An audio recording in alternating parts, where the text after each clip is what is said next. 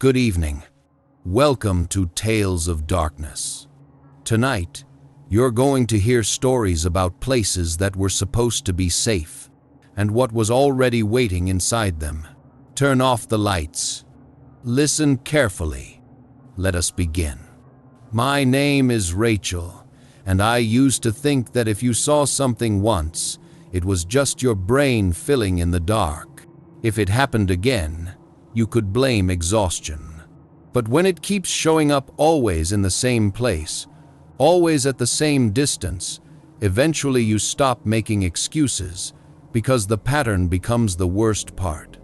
The house I lived in back then was small, plain, forgettable. One bedroom, a living room that opened into the kitchen, and a narrow yard out back that ended at a line of trees.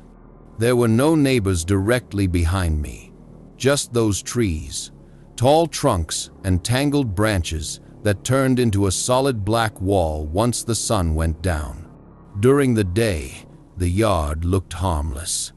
Patchy grass, a few weeds, a worn path where I'd walked to the back fence 100 times. At night, it felt like the yard belonged to something else. The first night I saw her, I was half asleep on the couch with the television on low. One of those evenings where you don't really watch the screen, you just let it talk so the house doesn't feel so empty. The curtain over the sliding glass door wasn't fully closed. It was open just enough to show a thin slice of the yard. I almost missed it.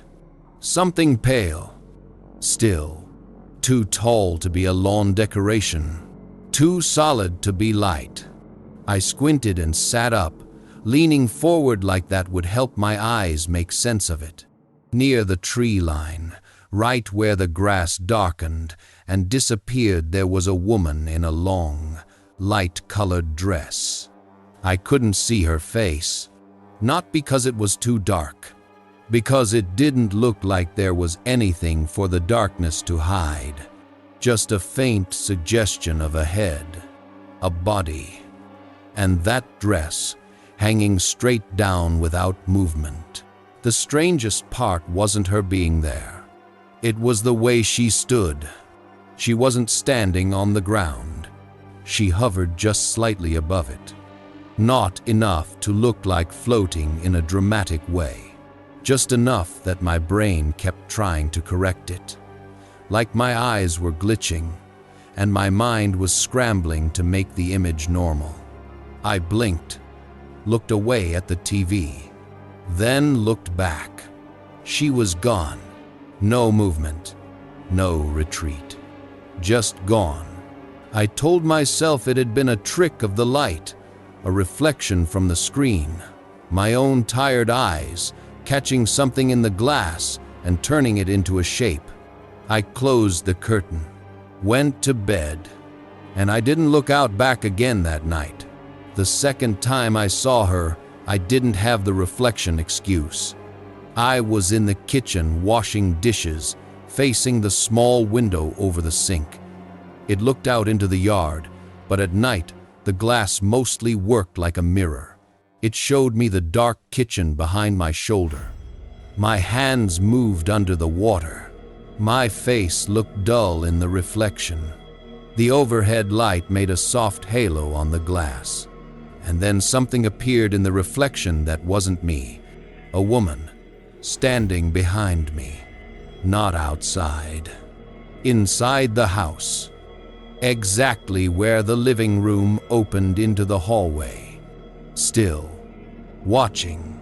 My stomach dropped so fast my hands went numb.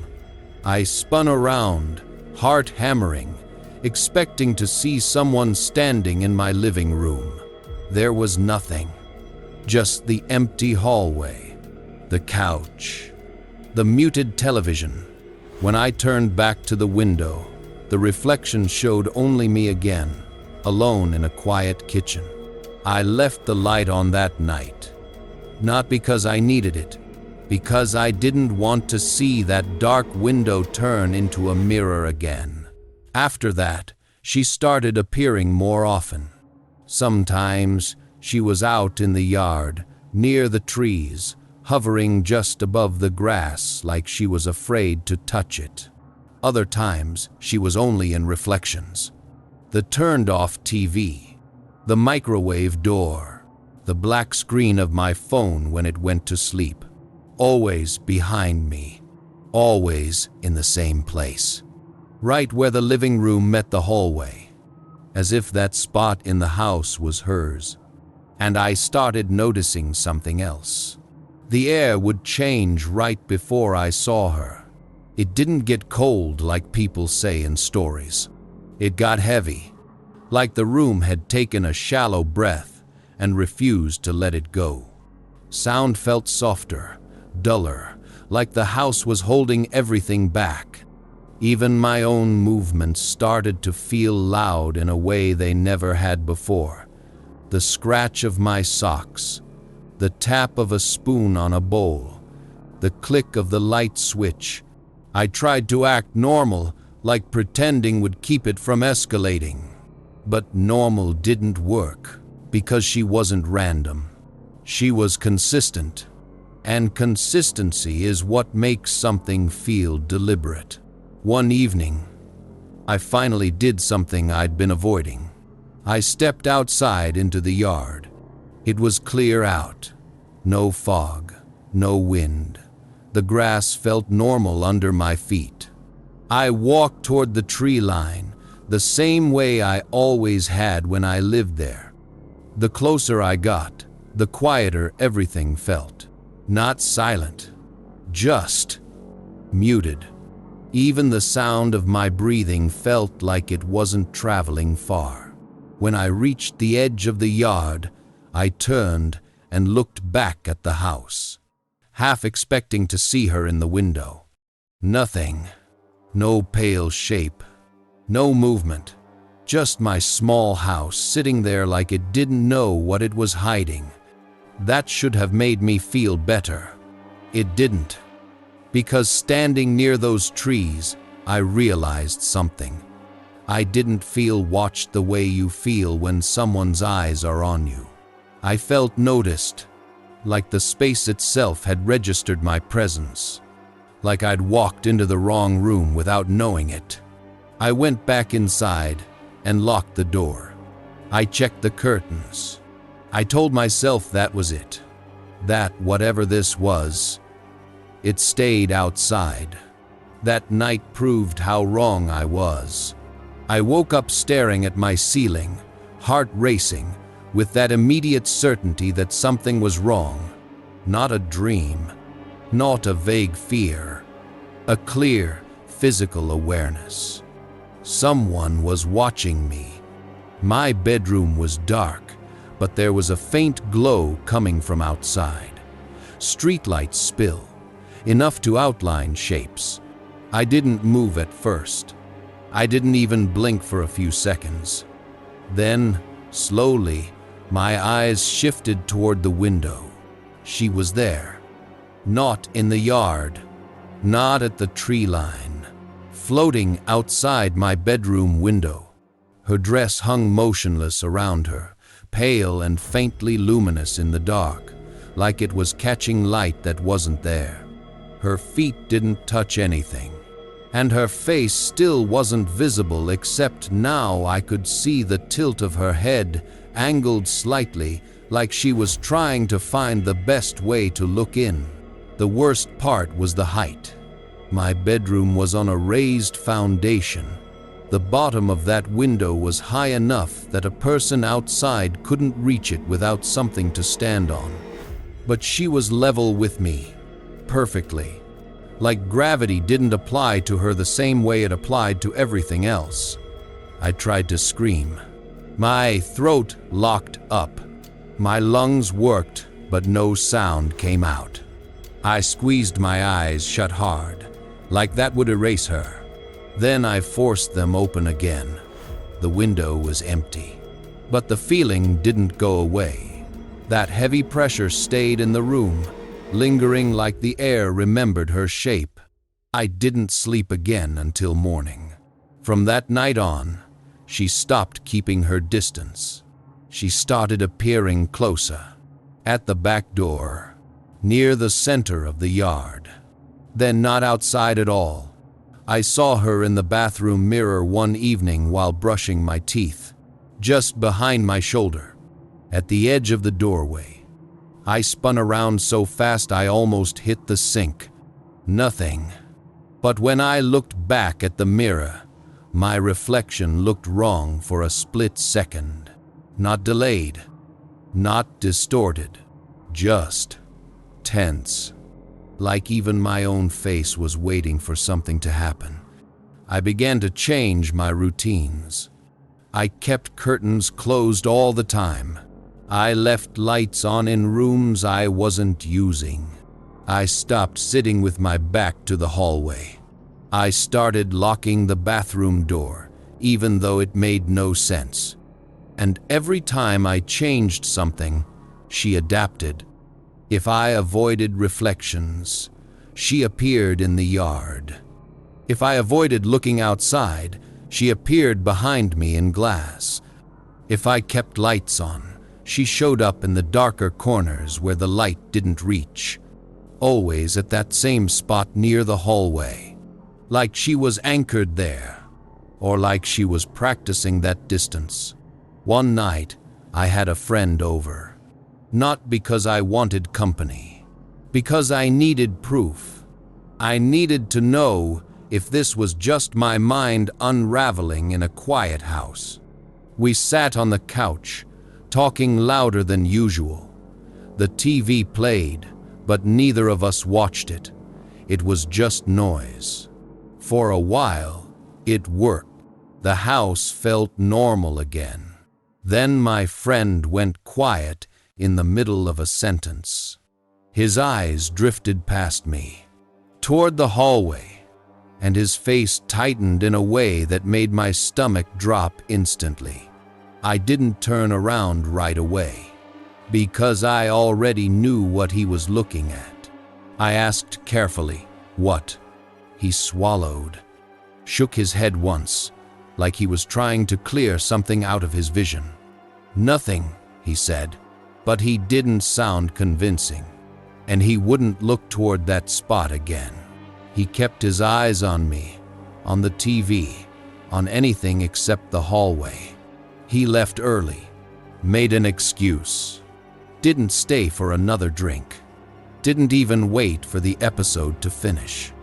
When his car pulled away, the house felt heavier than it ever had, because now it wasn't just me. Someone else had seen the pattern. A few days later, I decided I was done. Not because I was brave, because I was exhausted. Living in that house felt like holding your breath all day. I packed slowly, moving from room to room, always aware of where the hallway was. Always aware of reflective surfaces. Always aware of the silence between sounds. On my last trip, I carried the final box through the living room. I passed the sliding glass door without thinking, and then I froze. She was in the yard, not near the trees, closer, almost in the center of the grass, floating just above it, facing the house, facing me. For the first time, I could see more than a silhouette. Her head was tilted too far to one side, like her neck didn't understand where to stop. Her face looked pale, but not like skin. Like something trying to assemble the idea of a human face from memory. And her eyes. They weren't angry. They weren't pleading. They were fixed, certain. Like she wasn't there to scare me. Like she was there to confirm something. To confirm that I could see her now. I didn't look away. I didn't run. I walked to the front door with my box, opened it, and stepped out of that house for the last time. I moved into a place without a yard. No trees. No ground-level windows. No sliding glass doors that reflected the dark. For a while, I slept again. For a while, I could stand in my kitchen without feeling watched. But some nights, when the room is quiet and my phone screen goes black, I catch it.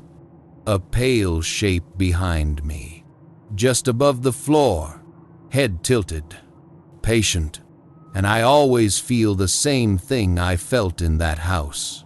Not fear first, recognition, like she never needed the yard at all.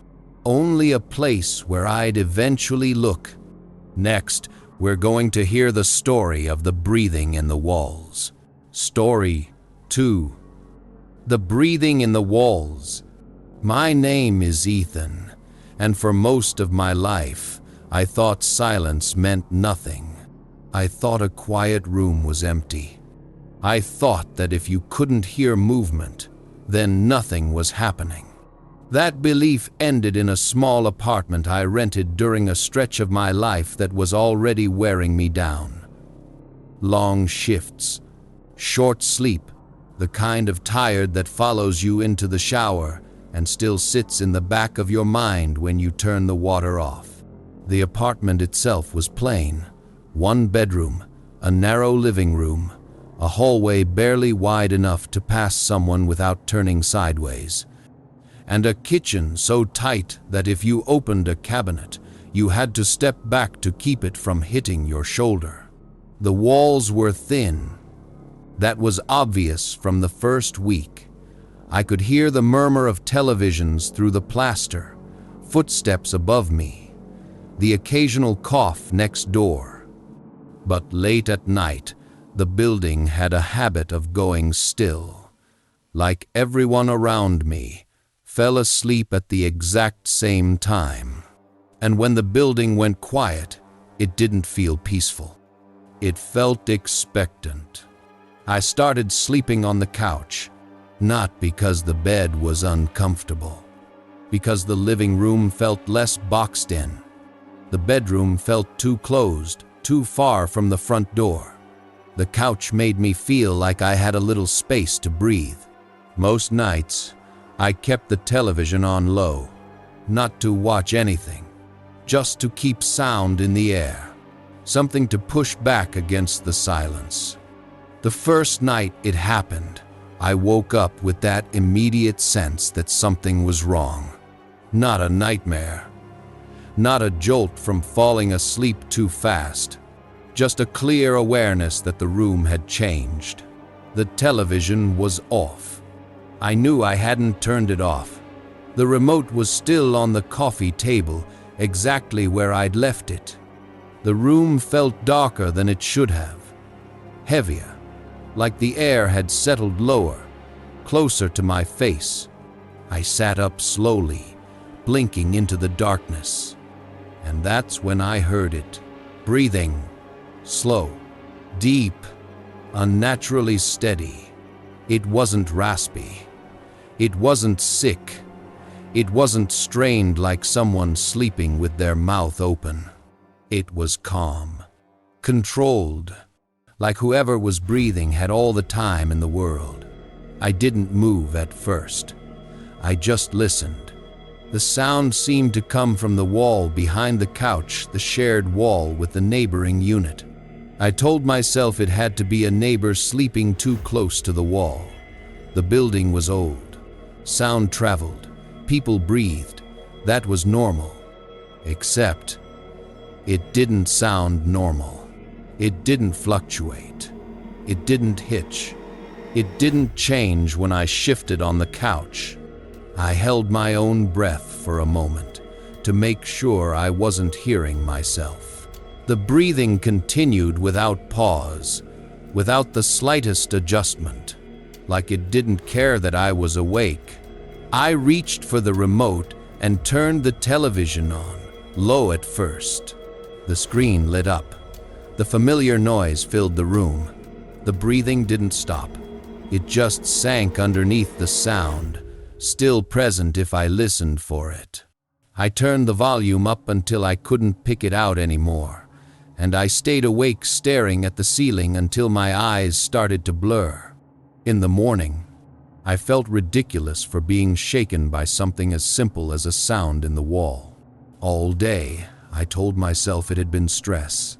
That night, it happened again. This time, I wasn't asleep when it started. I was on the couch with my phone in my hand, television murmuring in the background. The breathing began softly, almost politely, from that same wall, like it had been waiting for the room to settle. I muted the TV. The breathing immediately felt closer. Not louder, exactly. Clearer, like the silence gave it space to expand. I stood up and pressed my ear against the wall. For a second, the breathing paused, and I felt this strange, awful certainty that it had noticed what I was doing. Then it resumed, closer than before, as if whatever was making it had leaned in from the other side, matching me. I stepped back, fast, my heart thudding hard enough to make my ribs ache. I put my palm on the wall. It was cold. Not the room is chilly cold. Cold in a way that felt separate from everything else. Like the temperature dropped only in that one spot. That night, I left the TV on louder than usual. It helped me fall asleep, but it didn't make me feel safe. It just made me feel distracted. Over the next few nights, the breathing became familiar. Not constant, persistent. It always appeared late. Always when the apartment was quiet enough to notice it. If I made noise, it faded. If I sat still, it returned. And then, slowly, it changed. One night, I was brushing my teeth in the bathroom when I heard it behind me. Not through a wall.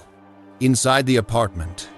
I froze with toothpaste foam in my mouth, staring at my reflection. The mirror showed my tired face. The open doorway behind me. Nothing else. No shadow. No movement. But the breathing continued slow, deliberate, coming from somewhere near the ceiling in the hallway. That was the first moment I felt real fear. Not because I believed in ghosts. Because the sound had moved. Because the sound was no longer something I could blame on a neighbor. I turned off the water and stood there listening. The breathing stayed steady. I stepped into the hallway, looking up, like I expected to see someone crouched in the corner. There was nothing. No vent that could explain it. No crack. No source. Just my narrow hallway and the feeling that the air didn't belong to me anymore. From then on, the breathing stopped being tied to one place. Sometimes it came from the bedroom door, like someone was on the other side, leaning close. Sometimes from the corner above the couch. Once, I heard it directly behind me while standing at the sink close enough that the back of my neck felt warmer. That time, I dropped my glass in the sink so hard it cracked. I didn't see anything. I never saw anything. But I started feeling it. The air thickened when the breathing was close, pressing against my skin like invisible weight. My chest would tighten before I even consciously recognized the sound. My body reacting like it knew the difference between normal silence and a silence that was being shared. It was like the apartment had stopped being empty space and had become something occupied. I tried everything to stop it. I kept lights on all night. Not dim lights. Every light. Kitchen, bathroom, bedroom, hallway. I played music constantly low, steady, even when I wasn't home. The television never went silent, but it didn't go away. It just waited. Whenever the noise faded, the breathing returned, calm and patient, like it wasn't threatened by any of it. One night, exhausted and angry, I whispered into the dark, "Stop." The breathing paused. And the silence that followed wasn't the normal kind of silence. It wasn't empty. It felt focused, intent. Like the room itself was leaning in closer to hear what I'd said. Then a voice answered. No, it wasn't loud. It wasn't dramatic. It wasn't snarling or distorted. It was quiet and flat and certain, like a simple correction. My whole body went cold, and then the breathing resumed, closer than ever, right beside the couch, so close that it felt like it was coming from the cushion next to me. And then I felt something else. The couch dipped, just slightly, as if someone had sat down, slowly, deliberately, without making any other sound. I stood up so fast my knees hit the table. I backed away until my shoulders hit the kitchen counter. The couch remained dipped for a few seconds. Then it rose again, empty. From that night on, it didn't hide. In bed, I felt the mattress sink near my feet, like something had climbed onto it. On the couch, the space beside me compressed, slowly, like an invisible weight settling in. The breathing started appearing above me, directly overhead, as if something was leaning close to study my face. Not touching. Never touching. It didn't need to, because the message was clear. It could be anywhere, and it wanted me to know it. I stopped sleeping, or I slept in short bursts, snapping awake the moment the apartment got too quiet. I started leaving the place at night, sitting in my car in the parking lot with the engine off, just to be somewhere that didn't feel trapped around me. But even in the car, I'd sit there listening, because once you've heard something breathe in the dark when no one is there, you don't stop listening for it. You carry it with you. The final night came after a long day where my body felt like it was vibrating with fatigue. I knew I had to leave. Not eventually. Not when it was convenient. Now. I packed a bag in the afternoon while the sun was still up because I didn't want to do it in the dark. I moved fast, throwing clothes in, grabbing whatever mattered. And when the night came, instead of lying down, I sat on the couch, fully dressed, keys in my pocket, bag by the door. I left the TV on, but I kept the volume low, because at that point, I wanted to know. I wanted to hear it clearly, like hearing it would somehow make it less powerful. Around the time the building usually went quiet, the breathing started again. Not from the wall. Not from the hallway. From the kitchen. I turned my head slowly, eyes fixed on the doorway. The kitchen was lit, clean, empty, but the breathing moved through it anyway, steady and calm, like it was walking without footsteps. Then it shifted to the hallway. Then the bedroom, room by room, slow and methodical, like it was memorizing the layout, like it was proving it had access to every corner of the place. I didn't move. I didn't speak again. I just sat there, listening, while my skin crawled and my stomach twisted. And then, right before dawn, it stopped. Not gradually, instantly. The silence that followed was the emptiest silence I'd heard in weeks, as if whatever had been filling the air had stepped back, or stepped away.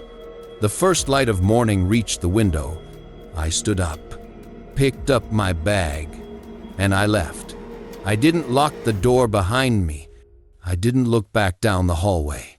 I just walked out into the cold morning air and kept going. I live somewhere else now.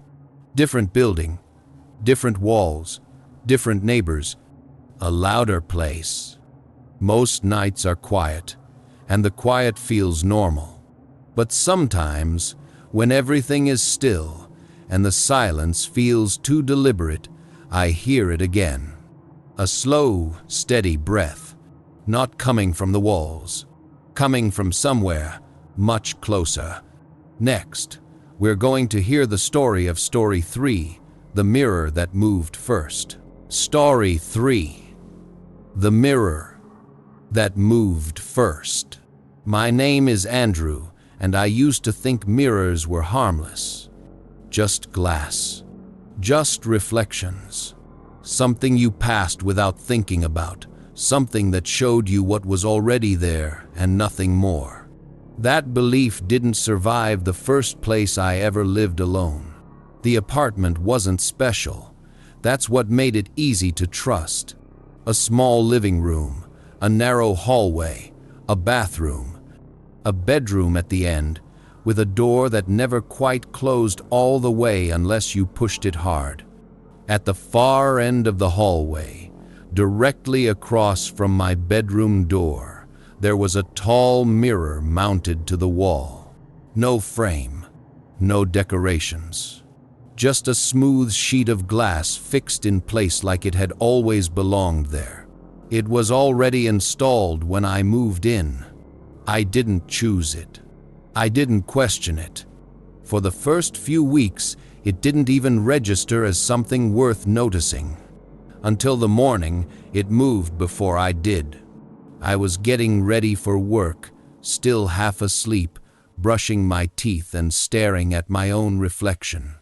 My eyes were unfocused. My thoughts were slow.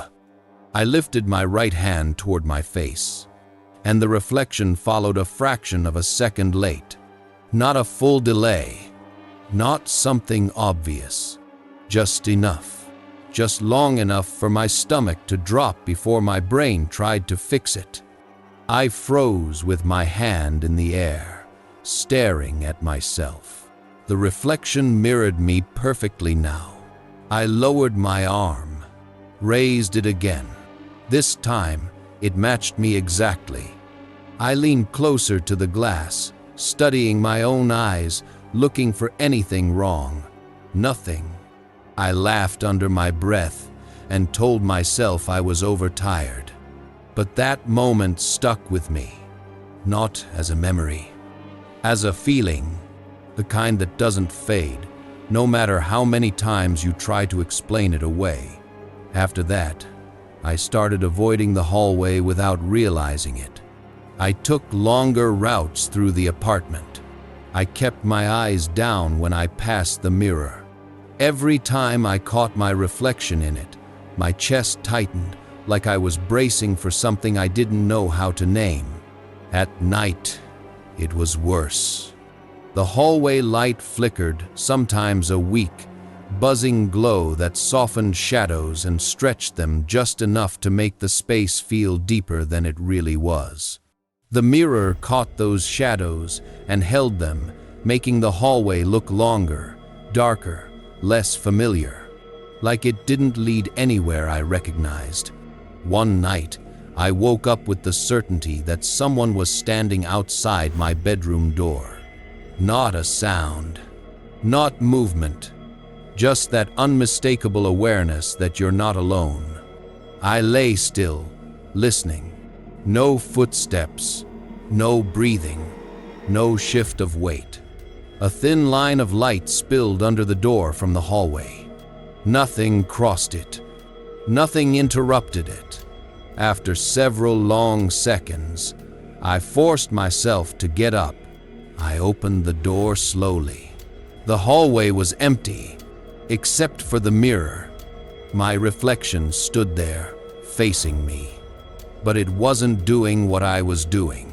I was frozen in the doorway, one hand still on the door frame. My reflection tilted its head slightly. Slow, deliberate, like it was studying my face. That single movement made my throat tighten so hard I couldn't breathe for a moment. I slammed the door shut and locked it. I backed away until my legs hit the bed. I didn't look at the hallway again that night.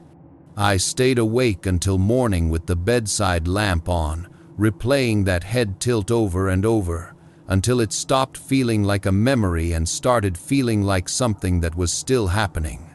The next day, I tried to be rational. Sleep paralysis, a half-dream, stress, anything that let me stay in that apartment without feeling ridiculous. That night proved me wrong. A sound woke me just after midnight. Tap, pause, tap. Not wood, not metal, glass. It came from the hallway.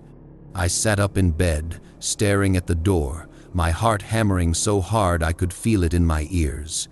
The tapping continued. Slow, patient, like someone knocking without using their hands. When it stopped, the silence that followed felt heavier than the sound itself. From then on, the mirror started doing small things. Things that were easy to doubt. Easy to explain away if you wanted to keep your sense of normal intact. Sometimes my reflection didn't blink when I did. Sometimes it smiled a heartbeat late. Once, I swear it raised its hand before I moved mine. I stopped turning on the hallway light at night. I didn't want to see it clearly. I didn't want to give it detail. But it didn't need light. One night, I woke up and found my bedroom door open. I knew I had locked it. I sat up slowly, staring into the dark hallway. The mirror reflected my room faintly, catching the pale glow from the window. In that reflection, I could see myself lying in bed. And beside my reflected body, there was another shape. Tall, thin, darker than the rest of the room. It leaned over my sleeping reflection, its head tilted as if listening to my breath. I couldn't move. I couldn't speak. The fear wasn't sharp. It was heavy, like something pressing down on my chest, reminding me how fragile I was. Then the shape lifted its head and looked directly into the mirror. At me. I pulled the blanket over my head and squeezed my eyes shut, trying to make myself smaller, trying not to exist. I stayed like that until exhaustion dragged me under. In the morning, the door was closed. The hallway was empty. The mirror stood still. I tried to pretend it was over.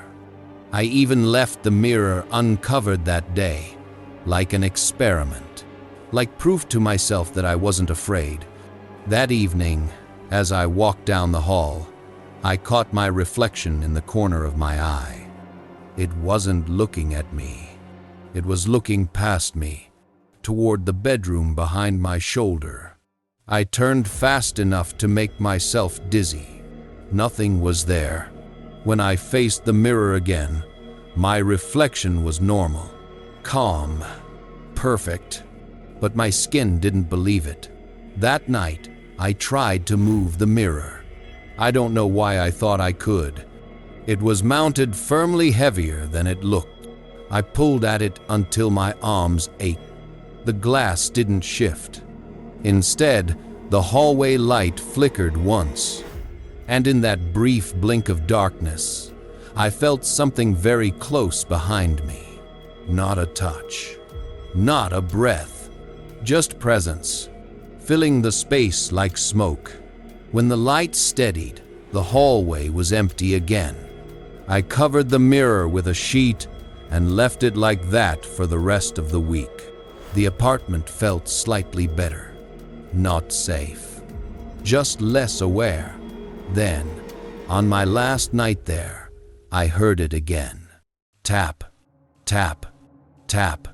Not from the hallway. From inside my bedroom.